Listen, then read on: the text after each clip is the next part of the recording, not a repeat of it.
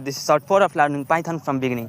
So पछाडिको भिडियोमा हामीले हेरेको थियौँ डेटा टाइप्स के हो, डेटाको 4वटा टाइप्स पढेको थिएँ, स्ट्रिङ, इन्टिजर अनि त्यो बुलेन अनि फ्लोट। आज हामी हेर्ने त्यसलाई कसरी त्यो गर्ने, यसमा प्रिन्ट कसरी गर्ने। यहाँ हेर्नु, यदि मैले यहाँ लेखेँ प्रिन्ट होइन, यहाँ एउटा भ्यारिएबल बनाइहाल्दैछु। पहिला a इक्वल्स टु 1 लेखेँ, b इज इक्वल टु 1.1 लेखेँ, c is equal to double कोट्समा केही लेखिदिएँ निखिल, अनि यसै गरी डी मा के लेखेँ भने ट्रु लेखिदिएँ।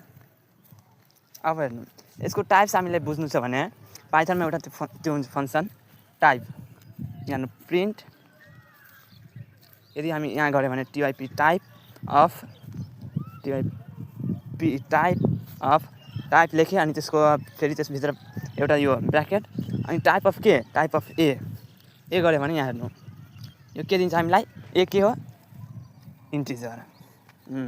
हेर्नु के दिन्छ यो, INT इन्ट भनेको यो सर्टकट हो इन्टिजरको, अनि स्ट्रिङ बताएको थियो, स्ट्रिङको सर्टकट हुन्छ STR, अनि फ्लोट र बुलेनको BOOLEN, अनि फ्लोटको FLOT।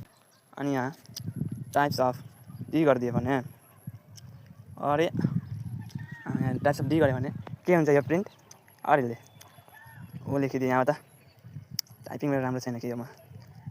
यहाँ हेर्नु, जस्तै कि यहाँ लेखेँ type of A, B, C and D, के प्रिन्ट गर्छ यसले, ए मा के गर्छ प्रिन्ट इन्टिजर, बी मा फ्लोट, सी मा स्ट्रिङ, डी मा बुलेन। यहाँ हेर्नु गरौँ, बुलेन गर्नु सर्टकट BOL लेखेछ। सो यो आज हाम्रो डे 3।